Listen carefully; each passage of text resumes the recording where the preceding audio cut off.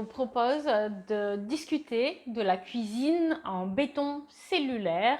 En effet, j'ai publié une vidéo sur la thématique de la cuisine en béton cellulaire il y a plusieurs années. Donc, l'objectif était de présenter un projet de cuisine d'extérieur qui était réalisé en béton cellulaire. Elle a attiré pas mal de monde, donc visiblement pas mal de gens recherche des informations sur la cuisine en béton cellulaire d'extérieur ou d'intérieur. Donc c'est l'occasion d'en parler aujourd'hui et notamment je vais vous dire dans quel cas je recommande le choix de la cuisine en béton cellulaire, quels sont les avantages et quels sont les inconvénients.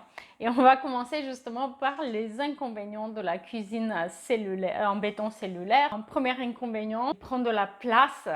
Notamment le rapport entre espace qui est occupé par la structure en béton cellulaire et espace de rangement, eh bien, il n'est pas très bon par rapport à une cuisine classique.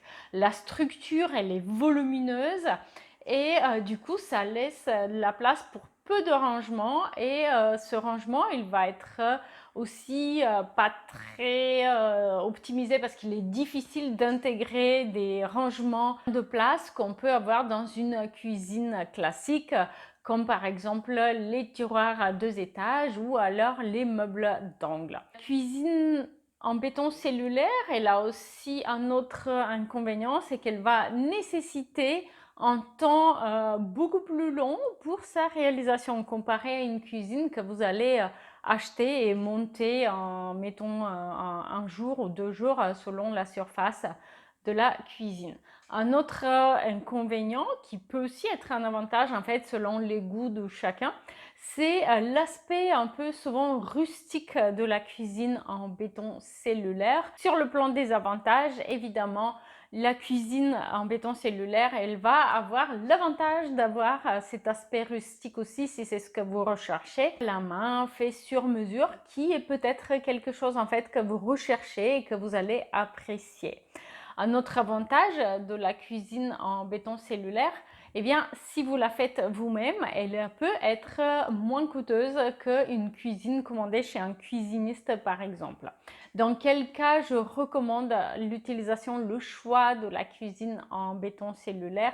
2 cas seulement. Pour une cuisine d'extérieur, ça me paraît assez adapté puisqu'elle va être très robuste et le béton cellulaire est un matériau qui va bien résister aux intempéries. Donc, deuxième cas de figure où je peux recommander la cuisine en béton cellulaire, si vous aménagez une ancienne maison de charme qui a une très grande pièce pour la cuisine, eh bien, ça peut être une option assez charmante.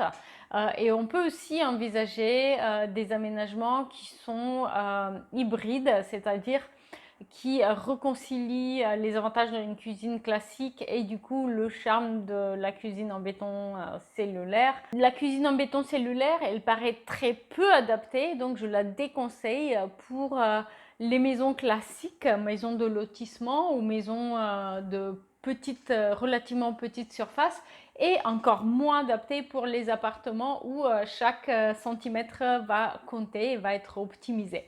Et j'aimerais simplement ajouter un petit mot sur les finitions. Alors, le finition de la cuisine en béton cellulaire, il va être souvent fait en béton ciré. Très dense et sur le plan de travail, il est moins adapté parce que finalement, le béton ciré, il est assez facilement taché par le gras. Donc, c'est important à garder en tête.